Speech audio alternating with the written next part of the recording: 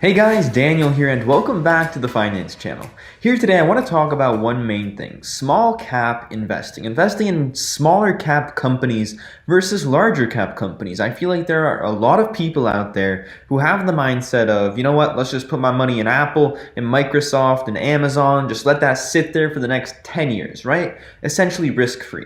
And I'm not going to say anything bad about that strategy because it's worked in the past and it probably will work in the future. But I use a strategy called small cap investing, investing in smaller cap companies. And in this video, I really want to talk about this, really explain what small cap investing is, why I do it, and kind of go through a few examples. So I hope you guys enjoy. When we look at what large cap corporations are versus small cap corporations, large cap corporations generally have a market capitalization of over $10 billion, while smaller cap corporations generally have market caps anywhere from $300 to $2 billion. So there's a pretty clear kind of divide between the two. In the middle there you have kind of like the mid caps, as some might call it. Right, so you have the bigger corporations as large caps and the smaller corporations as small caps. Pretty similar. When we look at the NASDAQ, we can see that generally we've had an uptrend over the past few months and over the past year. I mean, if we zoom out over the past 5 years, it's been up, up, and away, right? And with that, generally speaking, what's happened over the past few months has led to valuations skyrocketing in specifically large cap companies. And I'm going to show you guys this here today. Here I have a chart of the forward PE ratio of small cap or large cap companies in the S&P 500. If you don't know what a forward price to earnings ratio is, it's essentially the market capitalization of a company divided by their forward 12-month expected earnings, right? So if you have a company that's expecting to do $200 million in profit in 2021, but they trade at a $2 billion valuation here today, you have a 10 forward PE. So that's what a forward PE is. Currently, on the large cap scale, we're at literally historic levels that we haven't seen any time in recent history, since the tech bubble, essentially. We normally trade anywhere from around that possibly 16 range, sometimes went a little lower, but generally speaking, we're much higher, right? And you can make a great argument that the large cap companies are growing pretty dang slow in comparison to a lot of the mid caps and small caps out there.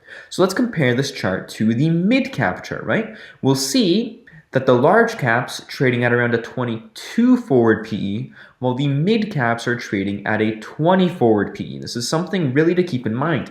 Not only are the mid caps trading at a cheaper valuation compared to the large caps, but they're also not at historic levels. Like, sure, you can make a great argument that we're richly valued, but we're not insanely, different from where we were just a few years ago, and even just generally speaking, for the past couple of decades.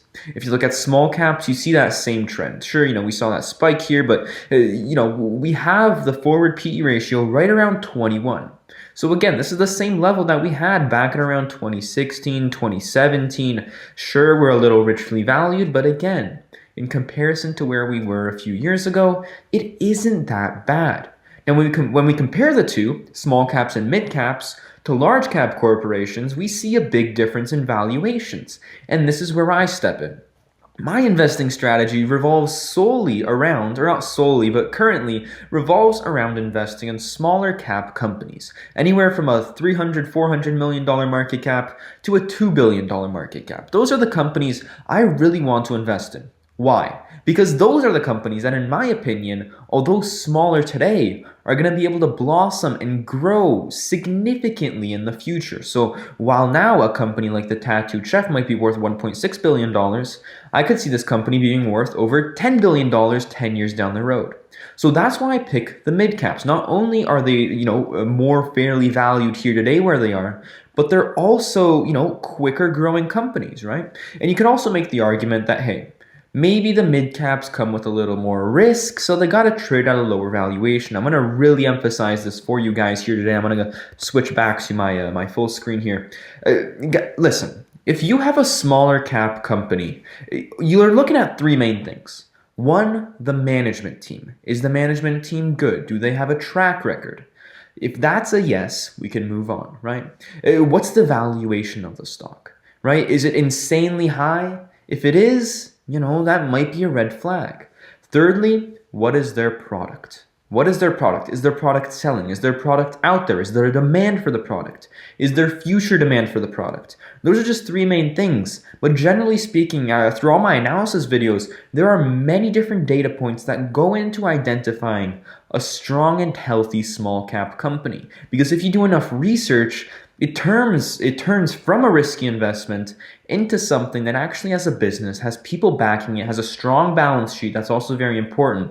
And using those factors, that mitigates a lot of risk, right? And now let's look at a few examples here of different investments, or rather recent investments into small cap companies that I've been making. High Tide, this is a perfect example, a $430 million company. This is in US dollars. This is a cannabis company that I think is, generally speaking, very undervalued compared to companies like Canopy Growth or Afria or Aurora Cannabis. I think that this company has a lot of potential.